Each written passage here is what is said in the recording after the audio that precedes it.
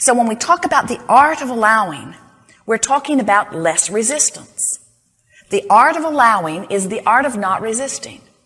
So as we are moving forward here today, and we're talking about the path of least resistance, can you hear how the path of least resistance and the path of most allowance are the same path? The thing that is a little tricky as we ask you to begin paying attention to the way you feel in order to guide yourself into alignment with your own desires is that sometimes you stand in a place and you say, I can't tell which path is least resistance. They both stink. I'm faced with this decision and I cannot make a decision because it all feels uncomfortable or it feels equally good. I can't distinguish a difference. And what we really want you to hear is, and we have not talked about this in much detail before, but as we're watching so many of you beginning to attempt a more deliberate approach to following the path of allowing or the path of least resistance, we notice that sometimes you question your ability to know. And we think it's because you're a little sloppy with your vibration, not really paying too much attention to the way you feel, till it gets right down to the nitty-gritty of needing to make a decision. Do I go this way or do I go this way? Do I stay in the relationship or do I go? Do I keep this job or do I look for another one?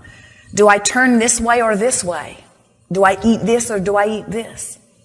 And what we want you to feel as we are moving forward here today, that the path of least resistance, at least for the first 30 days of your diligence upon it, is a thought path. It's a thought and feeling path, not an action path.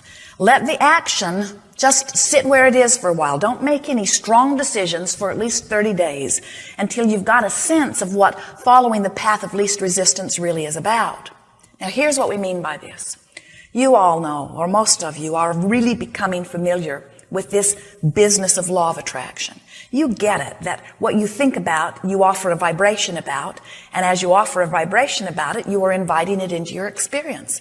Most of you are understanding and could speak as clearly as we are speaking it here, that law of attraction is about inclusion, and that when you think about what you want and say yes to it, you include it in your vibration, but when you think about what you don't want and say no to it, you include it in your vibration. In other words, we know that intellectually, conceptually, that you understand that you get what you think about, and that the way you feel is your indication that you're in the place of receiving whatever it is.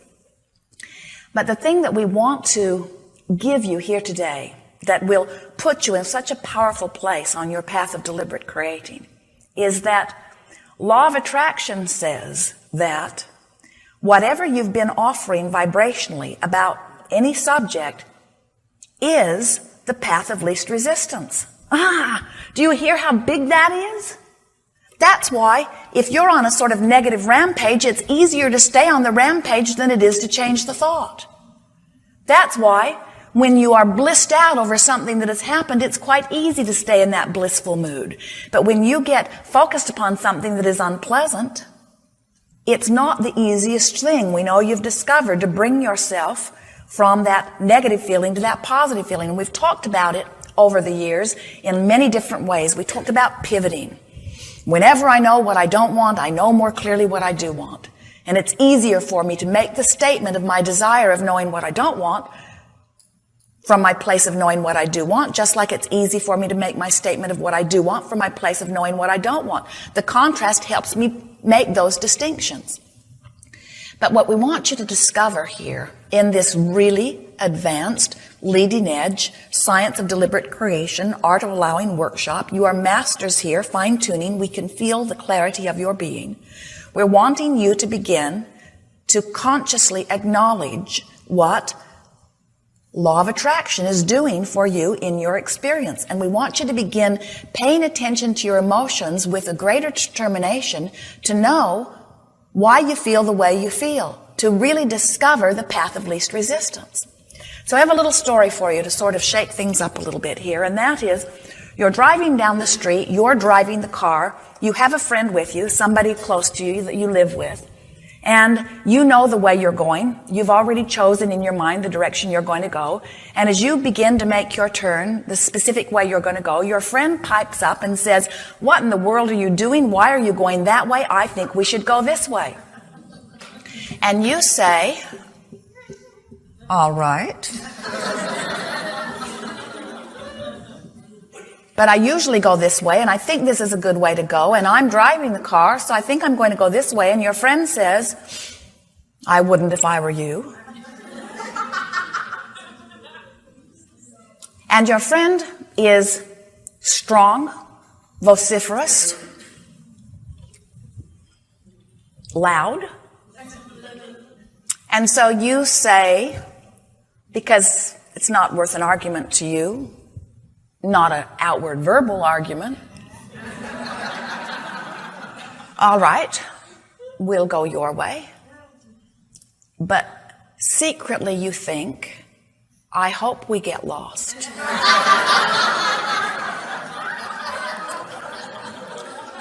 Now, the reason that we're telling you this story is we think in this example, who you really are and what you really want has not been recently activated within you. Because if your true intent for having a nice drive were activated, you wouldn't, the path of least resistance wouldn't feel like, "I hope we get lost." In other words, the reason that you hope you get lost is because you don't like being made out to be the one who is wrong. You don't like being made out to be the one who is not wise. There are less important intentions sort of on the activated table here. And so you got to admit, under those conditions, it does feel better to hope he's wrong than to accept that you might be. It does feel better for him to lead you down a blocked path than for you to have led you down a blocked path. So you're hearing Abraham say, "Follow the path of least resistance." And you're thinking, what in the world is the path of least resistance here? It doesn't feel good to wrestle him to the ground and kill him and go the way I want to go. Nor does it feel good to let him assume that I don't know what I'm doing and go the way that he wants to go. What is the path of least resistance? And we say, oh, when you're out here on this sort of petty, insignificant edge, it's very difficult to really determine the path of least resistance. But if you have been activating that day your appreciation of life, your appreciation of your relationship, your appreciation of your ability to find your way, if you're tuned in, tapped in, turned on, then the path of least resistance is easy. In other words, it really would not matter which way you turned or whose advice you took. The path of least resistance always feels like, I love this person. The path of least resistance always feels like, I honor this person. Even if this person in this moment isn't honoring me, we promise you the path of least resistance is that you are honoring the other. Are you getting a sense of what we're talking about?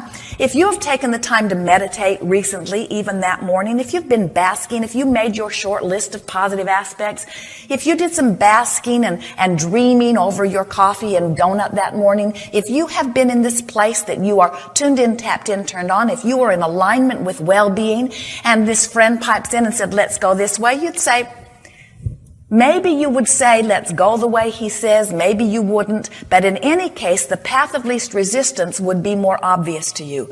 You can feel when you get off of it. So what did we just say to you? We're saying that the path of least resistance is the vibration that is the most activated. That's why the loudest one almost always wins the argument. That's why the strongest one, the biggest one, almost always wins in these petty little peripheral arguments. But when you take the time to tune into the source energy that is really you, then it doesn't really matter which way you go. You could go which way anyone pointed out, and the universe would still yield to you a path of least resistance. You could go that way with love in your heart and discover things you've never seen before.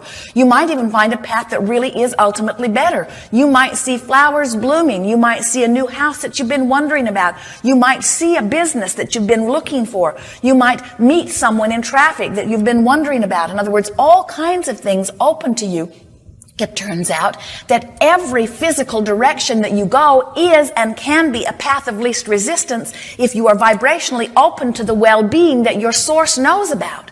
You can't take a wrong turn when you're in sync with who you are, and you can't take a right turn when you're not. So what we're wanting you to hear is the path of least resistance is the path that is known to you by the way you feel. It's not which way do I go. It's not do I stay or do I go. It's not do I take this job or do I take this job. It's do I carve out a path, thought by thought, day by day, gesture by gesture, moment by moment, that aligns me with the energy that is me? Or do I find myself trying so hard to please this one and that one and this one and that one that I lose my compass and I don't know which end is even up relative to the path of least resistance? Path of least resistance always feels good. And the thing that is tricky with so many of you, you say, Abraham, the path of least resistance makes me worry that I might end up being a doormat. If I don't stand up for myself, if I don't say what I want, then won't people take advantage of me? And we say, it's not possible. When you're in alignment with the energy of your source and you are always following your bliss, following your joy, following the thought that feels best, then those action paths just begin to unfold magically before you. Amazing things begin to happen. People who are watching you can hardly believe the well-being that you are living. They want to know, what are you doing? And you say, really, I'm not doing as much as you might think. I'm just working to align myself with well-being. It's more thought work with me. It's more about controlling my mood. It's more about choosing things that feel good than it is doing anything. I sort of let the doing take care of itself. Doing just sort of opens before me. Obvious paths begin to unfold where the doing is sort of a non-issue. I just find myself being swept by the current. My real work is in my moment to moment choosing of the thought that feels best. So, you really got that, didn't you?